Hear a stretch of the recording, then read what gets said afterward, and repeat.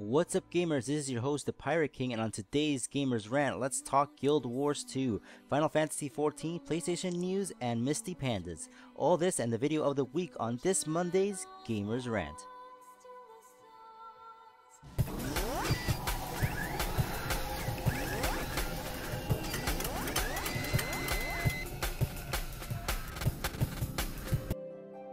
In darkness, the crystal dreams.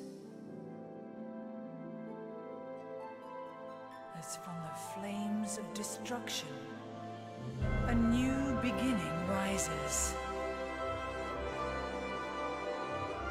Come, brave heroes, heed the crystal's call. Final Fantasy 14 tries to amp up the community with its relaunch of A Realm Reborn. This week in Gamescom, it released its second trailer, updated their website to reflect the new story, races, lore, and even advanced classes. Now, I didn't fall into the hype to buy the original Final Fantasy 14, but everything is looking pretty much the same as far as classes and races go. Either way, Square Enix isn't going down without a fight, as Yoshida was quoted saying, "In the 25-year history of the Final Fantasy series, there hasn't been a Final Fantasy that has failed. We just can't let this game end in failure."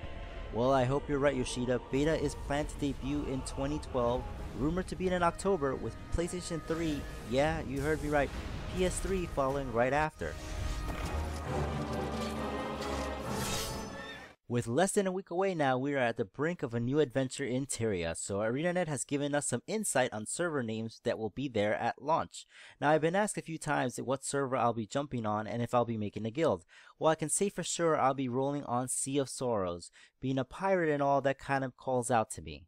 Now, if I'm making a band of pirates as a guild, well, I'm not sure about that just yet, but I'll keep you guys up to date if I do. Now, for those of you brave enough to buy the deluxe or the collector's edition without knowing what the elite skill or the mini look like, we finally got to see the digital perks of our investments.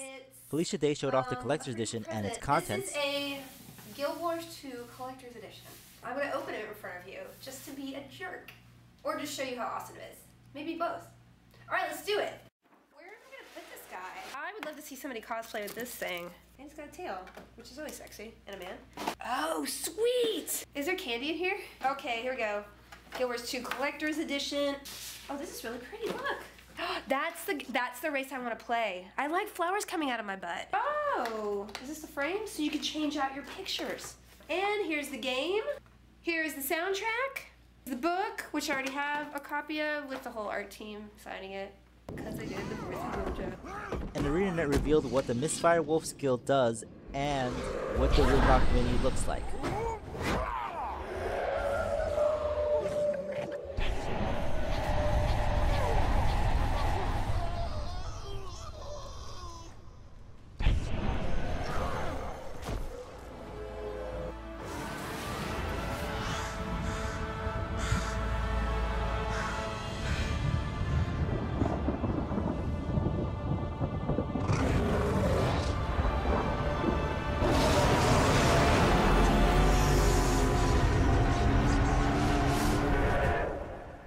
The last Guild Wars 2 related news item I'll bring up is the Eye. Tinfoil hat time. This Eye has made an appearance not once, not twice, but 3 times in this last week, promoting conspiracy theorists to speculate this might be something to do with a cinematic or commercial to promote Guild Wars 2.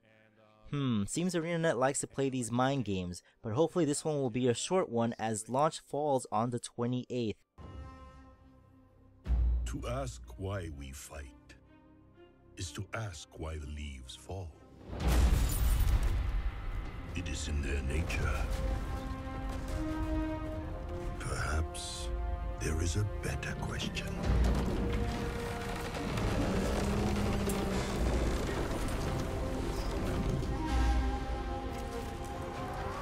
Speaking of August 28th, WoW has made a power move releasing the Mr. Pandaria cinematic this week, which as always looks great, but the whole Kung Fu Panda concept is kinda dumb. And in addition, on August 28th they will be releasing a huge patch to follow their new expansion. But the most enticing feature in this patch is bringing the no restrictions to races. No longer will you need to own this expansion to play this race. Starting on August 28th, all races including the Pandas when it debuts on September 25th will be playable to all. So, what do you guys think? Coincidental, or is this just good business?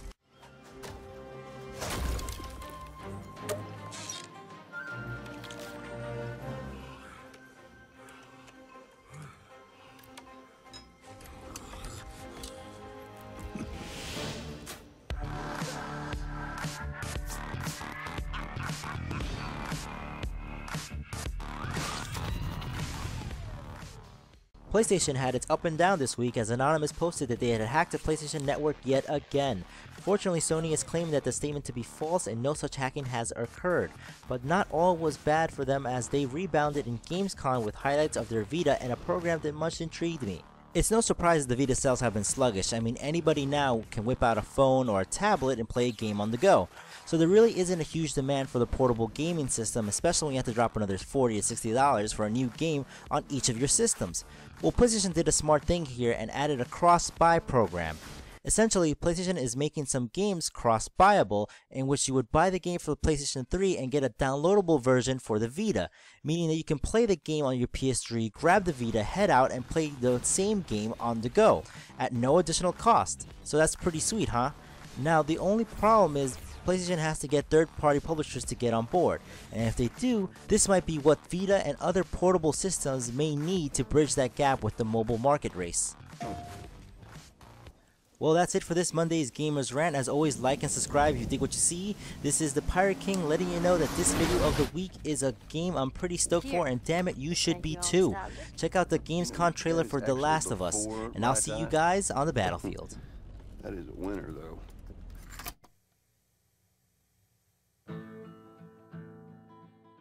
Sadly, I cannot show you the rest of this trailer as it is banned in 242 countries, or at least the song was.